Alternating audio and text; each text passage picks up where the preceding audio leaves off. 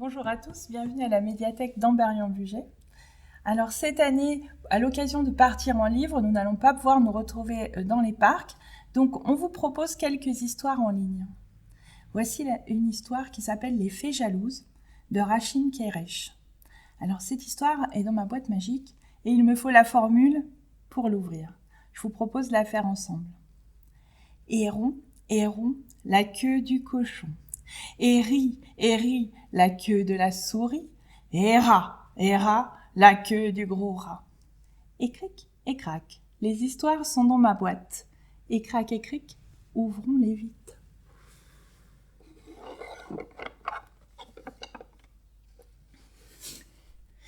Voici les fées jalouses. Il était une fois un très jeune homme, Morad, dans un tout petit village d'Oran. Son travail, boulanger. Il chauffait le four et cuisait le pain pour les villageois. Il ne retournait chez lui qu'en fin de journée, épuisé. Sa maisonnette était rustique. Son seul trésor, un miroir magique, vraiment magique, où deux fées minuscules et très belles avaient élu domicile. Sitôt le boulanger au travail, elles quittaient leur miroir pour balayer le logis du jeune homme. En échange, il leur apportait du pain frais. Tout allait pour le mieux et la vie s'écoulait paisible. Mais un jour, Morad tombe amoureux d'une jeune villageoise, Golbahar. Elle est vive, belle, avenante. Très vite, il décide de se marier. Le jeune boulanger raconte tout de son amour et du mariage prochain aux deux fées en leur donnant la miche de pain frais qu'il leur doit. Morad, tout à son bonheur, ne remarque pas leur air boudeur. D'emblée, elle voit d'un très mauvais œil ce mariage. Revenues dans leur miroir, toute la nuit, elles ruminent leur déception. Morad nous préfère une moins que rien, pas même fée.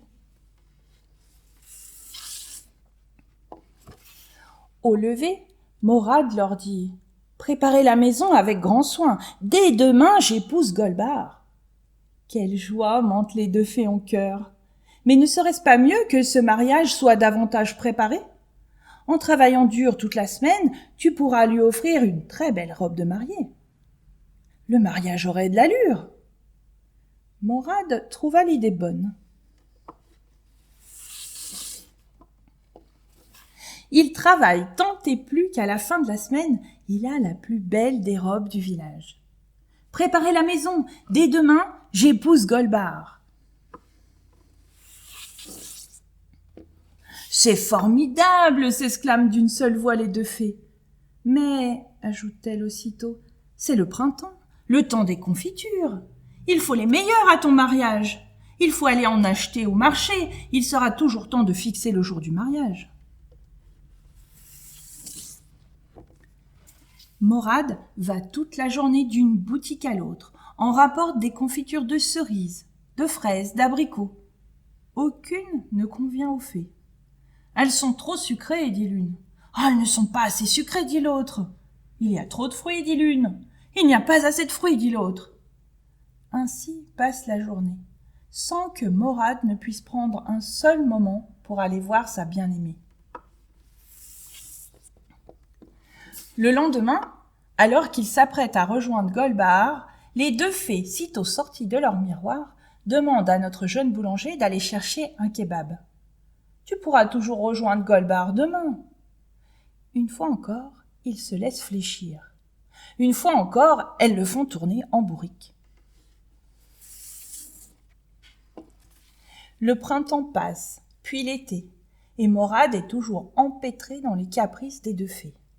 Leur jalousie leur fait inventer 1000 pièges pour entraver ce mariage qui leur déplaît. L'une demande de l'eau, l'autre du pain, l'une a chaud, l'autre a froid. L'une est insupportable, l'autre câline. Jusqu'au jour où le miroir se brise.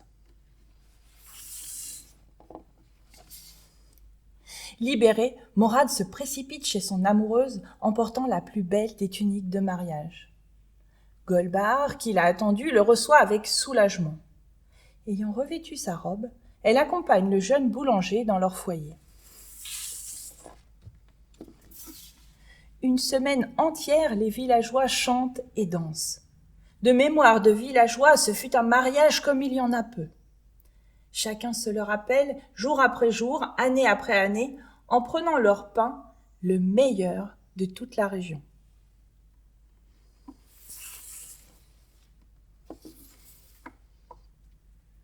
C'étaient les fées jalouses. Et cric, et crac, les histoires sont dans ma boîte. Et crac et cric, c'est fini pour aujourd'hui.